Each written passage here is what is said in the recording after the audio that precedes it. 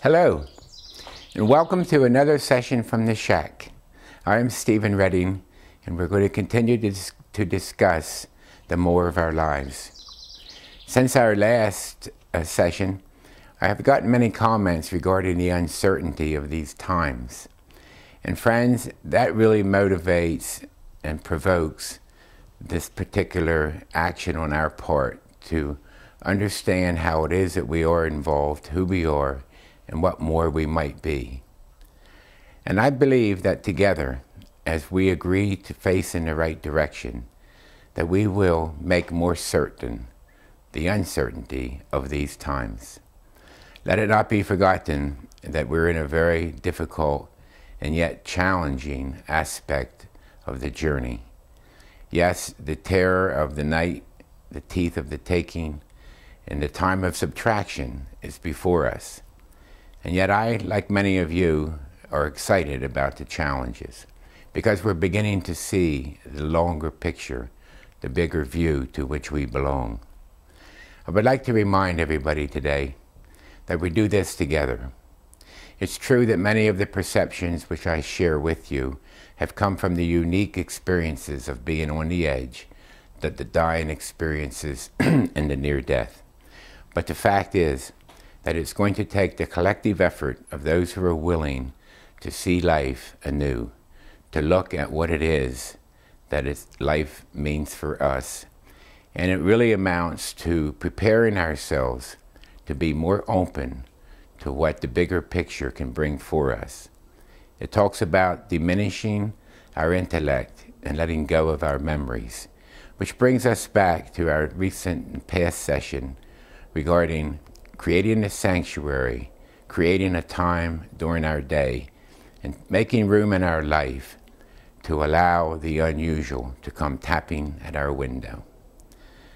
One of you have asked, and I believe it was Marie, why is it that during these times of meditation and reflection, that one moment seems filled full of satisfaction, hope, and joy, and then it is quickly replaced by fear maybe, and maybe quite the opposite of what you are attempting to achieve? Well, this is the process of illumination. And as you recall in the recent session, we talked about pruning deadwood from our lives. Well, if we sit down and have the courage to reflect and meditate upon who it is that we've been and who it is that we want to become and are becoming, it's not always easy. There is a sense of discomfort in letting go of some of this past memory, some of these past habits that we may have endorsed as being central to who we are. But the process of renewal, the process of being ready and open so that life can be revealed to us, has much to do with making space and clarifying our inner being. This is not always a comfortable process. Even though we choose not to, when old thoughts and memories emerge within us, and even though we are not intending to pass judgment on them, in good selective silence, we must look at them, and just for a moment, and then let them go. Clean the dead wood. Then the process of illumination begins as we clarify our room of life. We take so much out of it that newness can be born in it.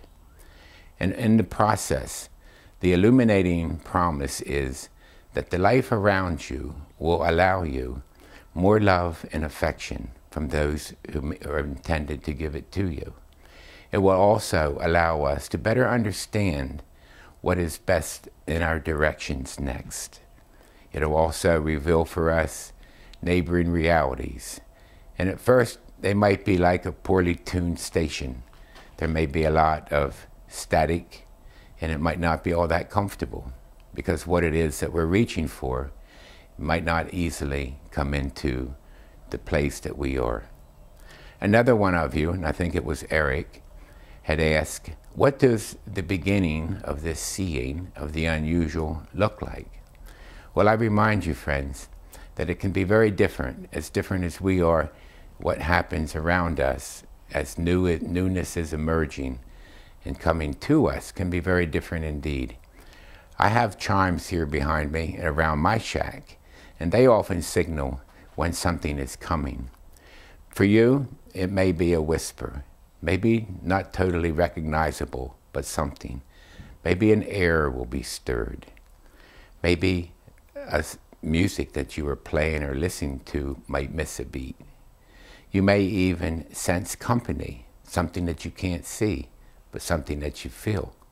And yes, this can elicit a little bit of fear and apprehension. For myself, who has made a life out of going outdoors to meet the unusual, I still have moments of fear. It's just what happens when the frequency between our consciousness and that of another reality enters. It often emerges as taking a deep breath, gathering myself, and remember, when you sense something happening, don't focus directly on it. Try to soften your perceptions and just be gracious. Walk the path of gratitude that you have taken the time and you're allowing an opportunity for you and life to meet face to face for this precious moment or these moments. And remember, illumination begins in unlikely ways. Sometimes it might be as simple a visitation as a flower that emerges and blooms under the ice, which happened here at Happy Tree some 2 years ago. So for my purposes, the flower represented a visitation or a friend who came from beyond and didn't get his timing right. And that's very easily done. And this is something to look for. Look for things that are out of place and out of time. But most of the unusual will greet us in some form that we can recognize.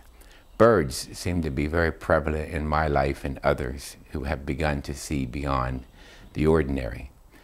There will be not so much that it is a unique and different looking bird, but that its song doesn't quite fit. Or a flower amongst many will be behaving in a different way. Or that there'll be a butterfly that won't leave your window, or maybe even a bird. Believe me, you are being spoken to, and you're being greeted with the affection of that which belongs to you. It is, in the long and the short of it, quite amazing. So be comfortable, be patient, and be persistent, but allow what is occurring around you to become ever more a part of you. I have to bring out here from our collection of animal life at Happy Tree a new chick. And yes, I know for some of you it comes back to that question of, well, what was first, the chicken or the egg? Well, in the matter of life, friends, it matters not. Because it's true in our intellectual and rational orientation, we choose to think in linear fashions. But in life's great sea, we have what we need, and it is made available to us. If it's appropriate that it be an ova, it will be an egg. If it's appropriate that you will be a being in form, animated, it'll be that also. This is going to lead us to the subject of our next session, which is going to regard a term I refer to as masterdo, which is that unique quality of life that flows in life's river, that allows us to become animated, allows our art, expressions, our love. It allows us everything that matters about life. And we're going to talk about how best to extract it from the river and replace it therein. With this little chick here, we're reminded of a really wholesome way to gain our advantages, our protein. And as I hold this in my hand, we are seeing one of the most intelligent life forms you could imagine. And you say intelligent, I say yes, because this chick has never left its enmeshed place in the fabric of life. It continually operates on instinct, asks no questions, but rather becomes what life does. She grows up, becomes a chicken, and grants unto us her egg day by day. That is intelligent, living fully in life's fabric.